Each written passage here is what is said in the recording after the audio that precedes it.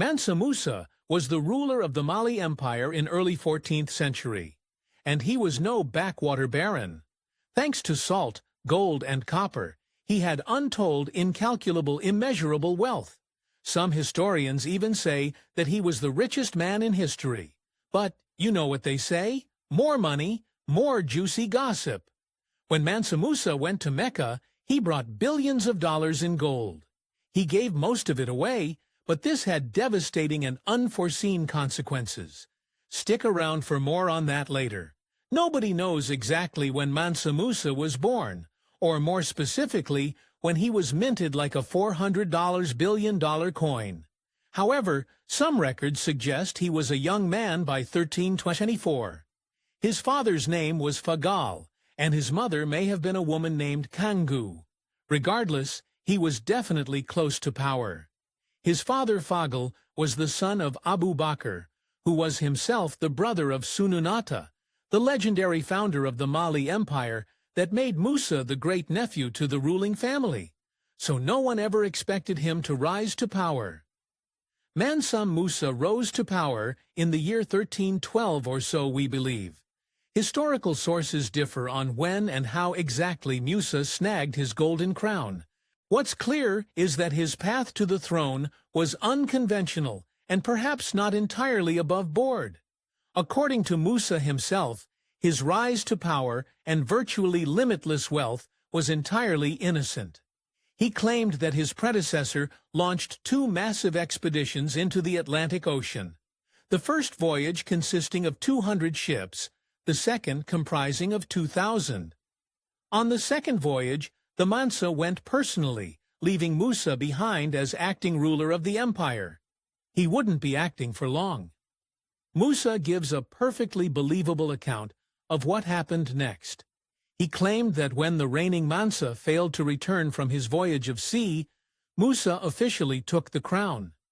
His ascension shifted power from Sunjata's descendants to the branch of the royal family descendant from Sununata's brother, Abu Bakr. Modern historians have cast doubt on Musa's breezy, coincidental tale of ascension. Sure, he said he just stepped in when the last guy vanished at sea. But let's be honest, that sounds suspiciously convenient. Some scholars believe that Musa didn't just inherit power, he seized it. According to this version, the Atlantic voyage story was just a royal cover-up, a tidy way to explain away a less-than-legit transfer of power. After all, there was a vast fortune at stake.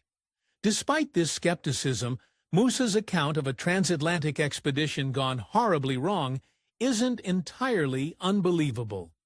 Regardless of how he came to power, Musa did ultimately become the ruler of the Mali Empire. By the time he ascended to the throne, he wasn't some wise old king with a gray beard and a battle-worn crown. He was a young man, maybe even in his early 20s, when the empire landed in his lap.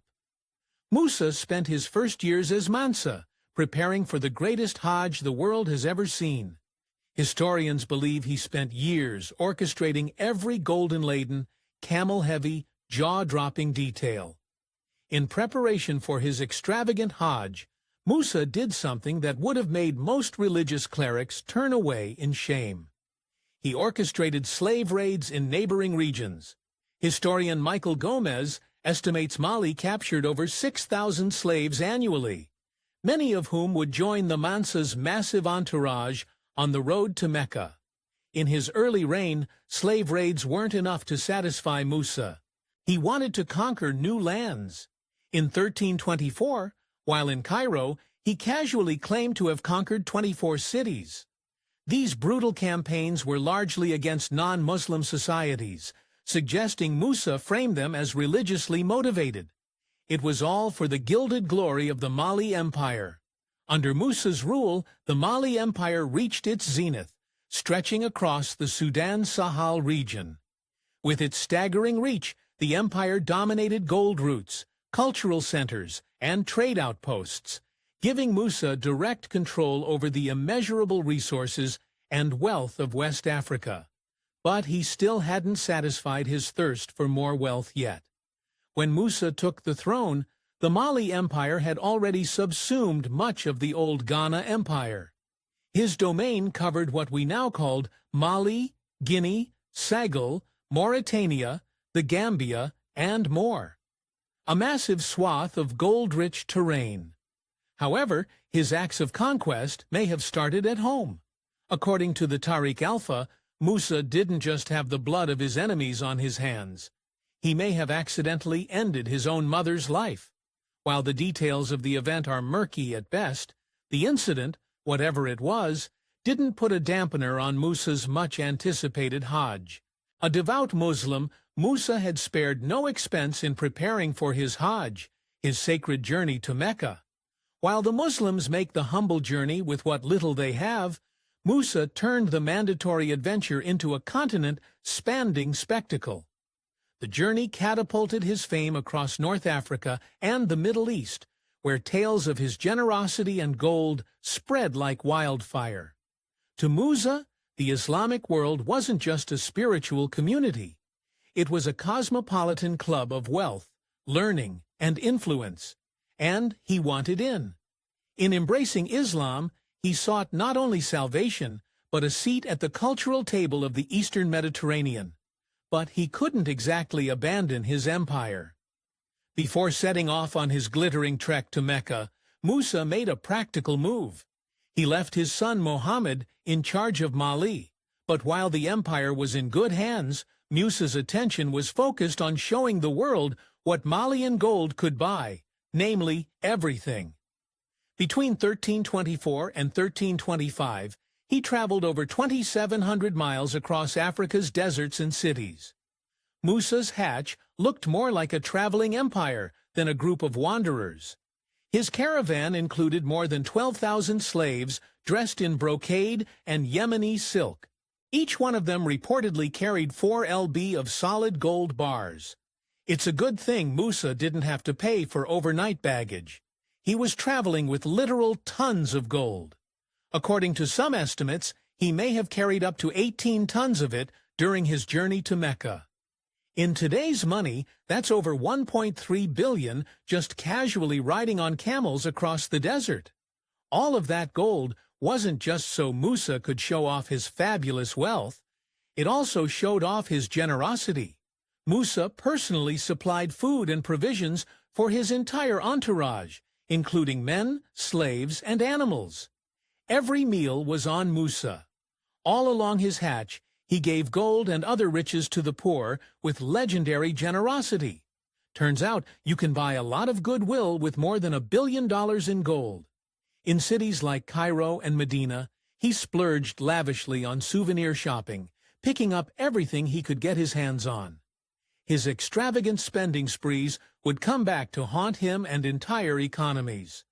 When he wasn't busy giving away gold or spending it on trinkets, Musa was honoring the gods. According to legend, he built a mosque every single Friday during his journey.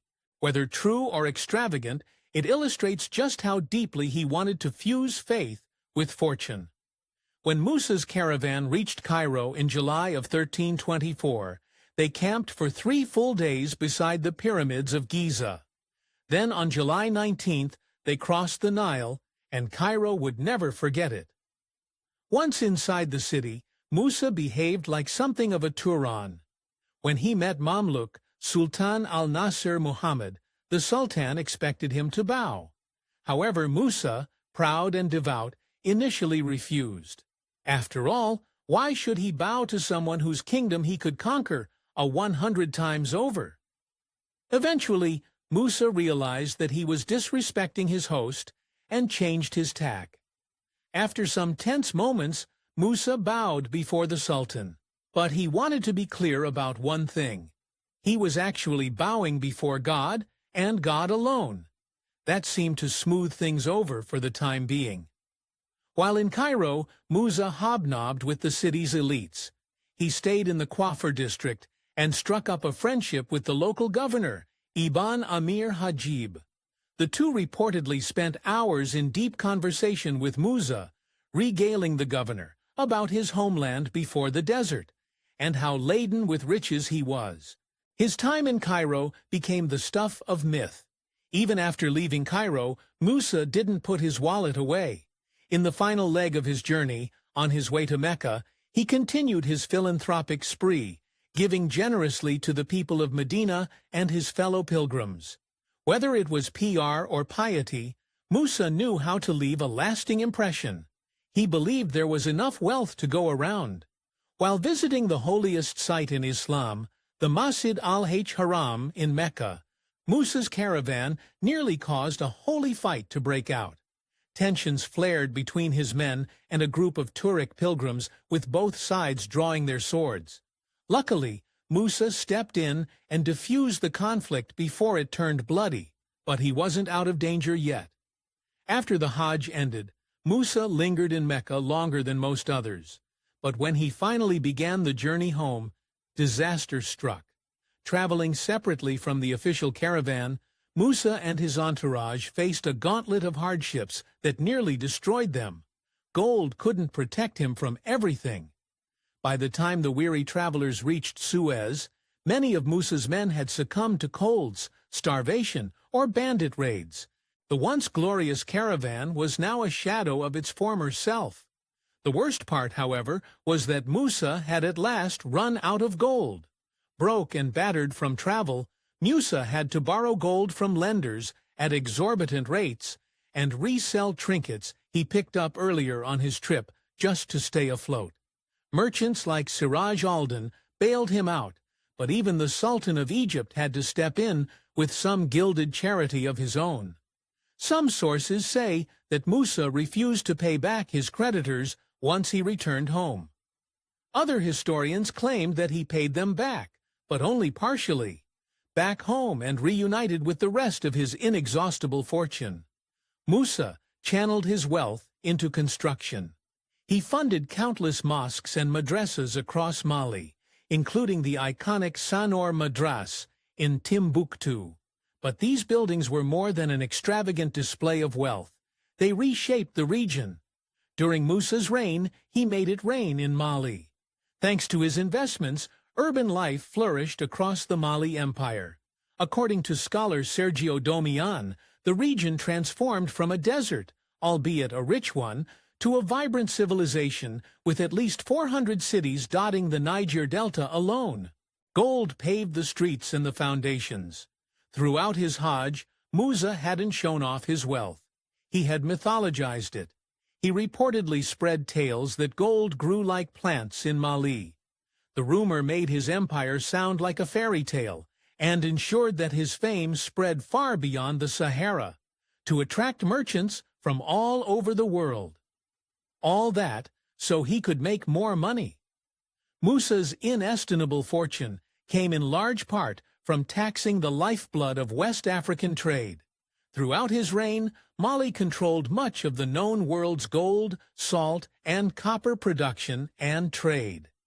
Musa taxed every nugget and ingot, building a fortune 1 ounce of gold at a time, but it did take some time. While it's hard to get an exact idea of how quickly Musa had built up his fortune, there is some evidence that it didn't happen overnight. During his Hajj, Musa reportedly spent years' worth of his fortune, suggesting the richest man alive had been dipping into his savings more deeply than anyone knew. Still, he had more than enough money for a lifetime or several. It's just that the money came with devastating consequences. Musa's generosity and extravagant spending sprees in Egypt were so extreme they reportedly tanked the local economy. One source claims that Musa dropped so much cash in Cairo that the value of gold in the city cratered for over a decade. There was, however, another explanation for the inflation. While many accounts say Musa's giving spree wrecked the Egyptian economy, some historians like Warren Schultz aren't so sure. According to him, the shift in gold's value wasn't that unusual for the time or region of the world. Regardless, Musa left a yellow brick road on his journey to Mecca. And by yellow bricks, we mean gold bars. Just like his bank balance, no one knows exactly when Mansa Musa met his end. Using calculations based on Ibn Khaldun's chronology, historians suggest he passed in 1332. But like much about his life, The exact timing is veiled in the sands of history and obscured by the blinding glare of gold in the Mali sunlight. A conflicting account places Musa alive in 1337, when he reportedly sent congratulations to Abu al-Hasan Ali for a great battle of victory. By the time the response came, most historians agree Musa had passed on, and his brother Sulayman had taken the throne and presumably his diminished fortune. Another theory from the historian Al-Amari suggests Musa didn't live to see 1332 at all, far less 1337. He claimed Musa had hoped to abdicate his throne, give up his fortune, or at least most of it, and retire in Mecca. However, tragically, according to this account, Musa passed before making the journey back, implying he didn't live long past his return from the Hajj. Despite the lack of clarity and official records, contemporary Arab scholars heap near unanimous praise for Mansa Musa. They aren't just dazzled by his riches, but by his character too. Ibn Battuta and others praised his wisdom and generosity, while Nen Khaldan hailed him as an upright man and a great king. He didn't even have to bribe them to say that. So how rich was Mansa Musa exactly? Time magazine put it best when they wrote, "There is really no way to put an accurate number on his wealth. With a legacy that still lives on today in the Gingerbread Mosque and the University of Sanor, perhaps his fortune truly is beyond measure." Thanks for watching History Expose. If you love uncovering the best stories in history, hit like and subscribe to keep exploring with us. Don't forget to visit our main page, Factinate, for more incredible facts about